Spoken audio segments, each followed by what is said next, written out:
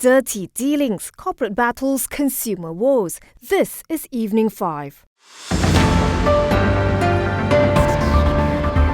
Malaysia Aviation Group or MAG has, for the first time since 2014, recorded an annual net profit.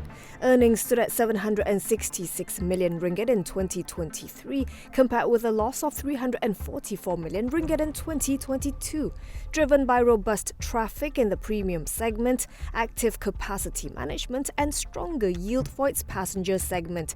Also helping was its intensified international network flow and deep partnership collaborations.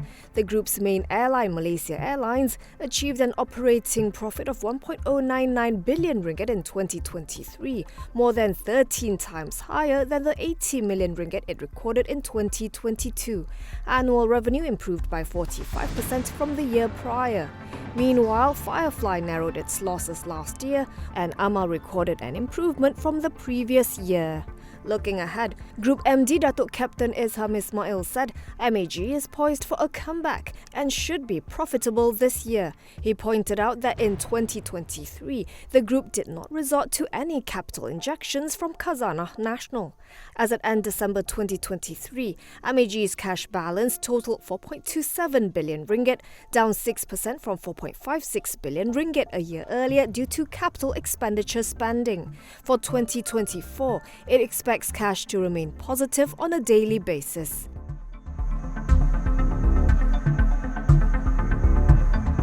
Shares in gold-related counters rose today as prices of the precious metal surged to a record high after the US Federal Reserve left interest rates unchanged. Shares in Tomei Consolidated surged to as high as 1 ringgit 47. The stock later pared gains to end trading at 1 ringgit 42, still 2.2% higher compared to yesterday's close. Pokong Holdings saw its share price jump as high as 94 sen, before ending the day up 2.8% higher at 93 sen. Barvest Resources surged 7.1% to 45 sen per share. Meanwhile, Zulian Corp's share price climbed 2.1% to 1 ringgit 44, while Niche Capital Emas Holdings saw its shares rise by 7.7% to 14 sen a share. Fed Chair Jerome Powell said that recent high inflation readings had not changed the underlying story of slowly easing price pressures in the US, as the central bank stayed on track for 3 interest rate cuts this year. Lower interest rates weigh on the dollar and decrease the opportunity cost of holding non-yielding bullion, which makes gold cheaper for investors holding other currencies.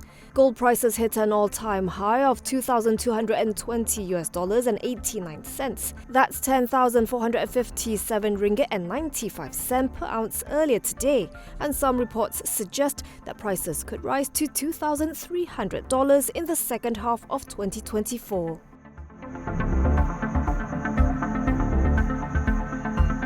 Astro Malaysia Holdings saw its fourth quarter earnings drop 19% year-on-year amid lower revenue, while booking higher net financing costs, dragged by unfavourable unrealised forex losses from unhedged lease liabilities. Earnings for the fourth quarter of FY 2024 fell to 44.38 million ringgit, while quarterly revenue fell 13.6% to 819.85 million ringgit due to lower subscription and advertising revenues, sales of programming rights and rental income, and the ceasing of its Go Shop operations. For its full FY 2024, net profit fell 85.8% to 36.88 million ringgit, its lowest since the group's listing in 2012, as EBITDA shrank, hurt by higher broadband costs, increased staff-related costs post-VSS, and unrealised forex impact. Annual top line slipped 7.6% to 3.34 billion ringgit. No dividend was declared for the quarter under review. It paid 0.25 cents per share for FY 2024, also a record low, equivalent to a 31% payout ratio for its full year. Group CEO Ewan Smith said Astro remains resilient and continued to lead the content landscape in the country. He said the pay TV service provider has introduced more affordable entry points on both pay TV and Suka and will remain cautious going forward. Astro's shares fell 3.3% to 29.5 sen, valuing it at 1.54 billion ringgit.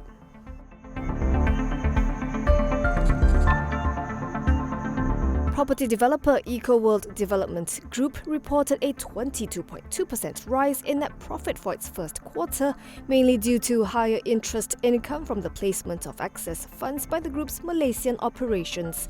Earnings were also lifted by its 27% owned joint venture, EcoWorld International, which recently returned to profit after 9 consecutive quarters of losses. EcoWorld's first quarter FY 2023 earnings rose to 69.63 million ringgit. Revenue grew 11% to 537.79 million ringgit on higher contributions from active and newly launched phases. Its president and CEO Dato' Chang Kim Wah said the group recorded 1.26 billion ringgit sales in the first 4 months of FY 2024 and that it is on track to achieve its full-year sales target of 3.5 billion ringgit. EcoWorld is also actively seeking land banking opportunities to further boost its growth prospects when the right opportunity comes along. EcoWorld's shares finished 3.5% higher at 1 ringgit 50 cent, giving the group a market capitalization of 4.42 billion ringgit.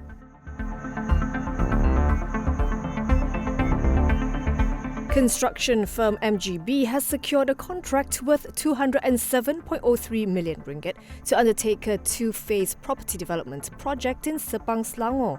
MGB accepted the project via its wholly owned unit, MGB Construction and Engineering, from Anwar Aziz Architects on behalf of Astana Modal. Astana Modal is an indirect subsidiary of LBS Bina Group, which is a major shareholder of MGB with a 58.65% stake, making the new contract a related party transaction. MGB will be developing 2 blocks of the island residence service apartments and related facilities. The first phase of the project is set to be completed in 27 months, starting from June 1st this year. The second phase is scheduled to commence on February 2nd, 2025 and is expected to span 24 months. The group's current outstanding order book, including the latest win, stands at about 1.27 billion ringgit. MGB's shares closed 2.6% higher at 79 cents today, valuing the company at 467.41 million ringgit.